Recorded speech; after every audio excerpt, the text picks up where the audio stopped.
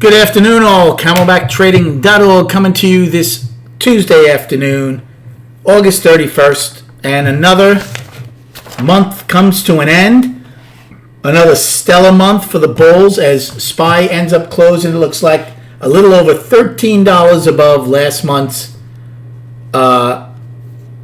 range.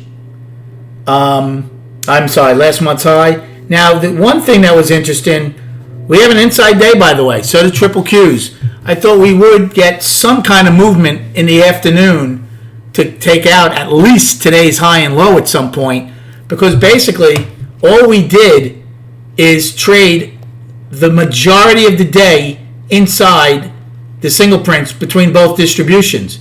Buyers tried early to get above the opening. They failed. Sellers tried early. They failed. And then they tried late and failed again. And we'll go over all that in a minute. But once again, shorts getting taken to the woodshed in the VAM and N. Triple Qs, they finish 10 wide POC. H afternoon pullback low. And the high and the low, they have an inside day. They took back yesterday's trend day. Russell ends with an afternoon pullback in L. They end 9 wide, and they have their high and the low. They got into the sell tail from yesterday, but never were able to do anything with it. They did also take out the previous day's low early in the day. As far as us, again, when we get to the charts, it's subjective. Some people are going to say the daily is now in balance. I don't have a problem with that. I'm going to still call it up because an inside day doesn't stop the one-time framing up. You want to call it balance? Be my guest. But the bottom line is this. Even though it was a slow day, we have to take away some important things from it. And that is, we're going to look to come out of an inside day either to the upside or downside tomorrow, which should provide a good opportunity. Volume stunk again today. They did good volume in M period, but again, that's mostly just end of the month stuff. The volume on the day, as of right now, as I see it, is 54 million. Way below average again. So again, higher prices cutting off volume. No firm resolution to today as far as the distributions. Yes, sellers took back the trend day very quickly today. But that's all they could do. They couldn't even take out yesterday's low. Look how close we got to it. Shows you how weak they are. They couldn't do it in A, couldn't do it in B, and then they pushed. This is all short selling. So let's go over my trades, and then I'll show you once again how the game gets played over and over again.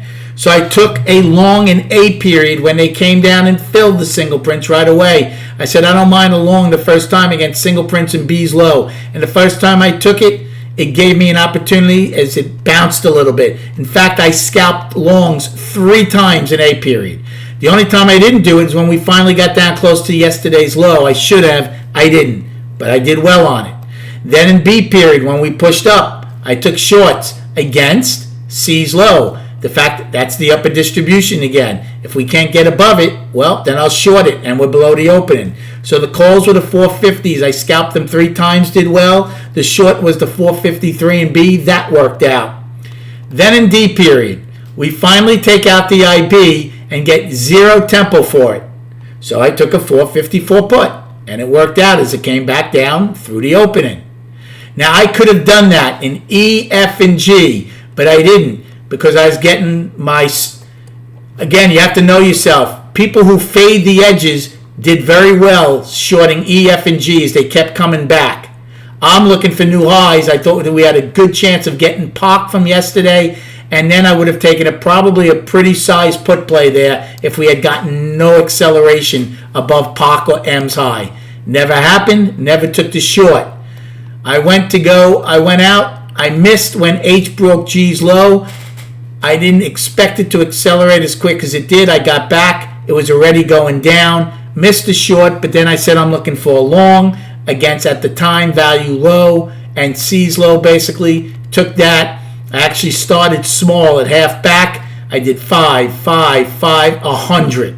So I was long 120 and worked those back up. And then I finally took them off because nothing was happening. And then we spent basically 3 hours trading sideways, but shorts continuing to push and got nothing for it. They couldn't even take out B's low, let alone the day's low. and then once M took out L's high at the end, and M, look at this, ripping the shorts apart again. Amazing.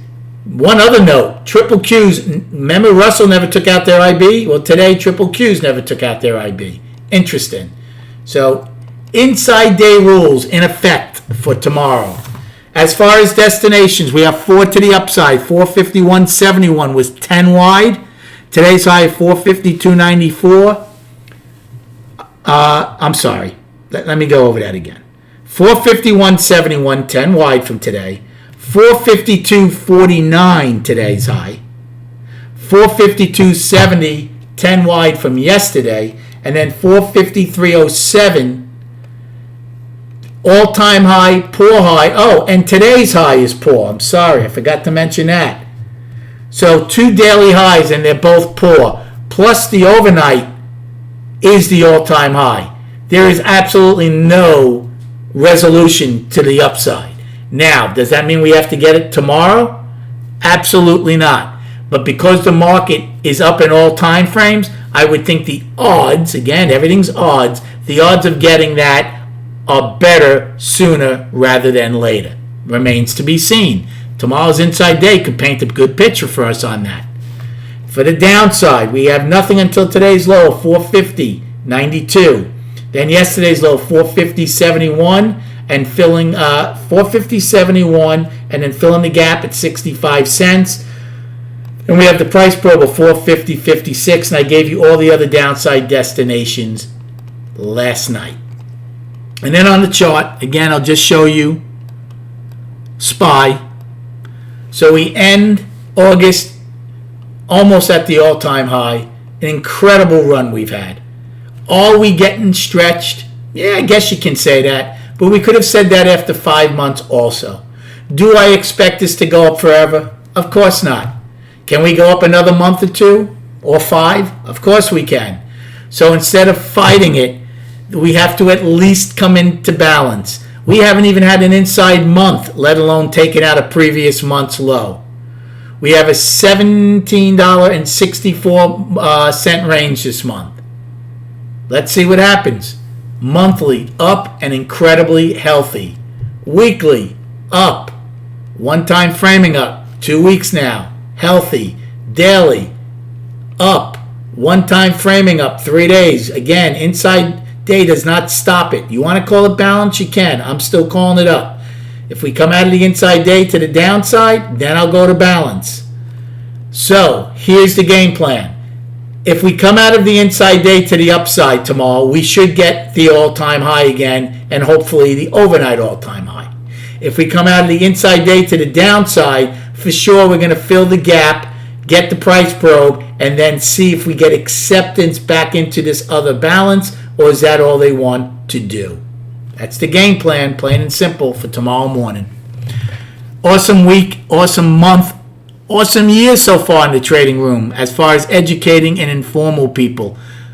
And come check us out at camelbacktrading.org. Thanks for the likes and subscribing to this channel. Have a great night, and we'll speak prior to the opening tomorrow.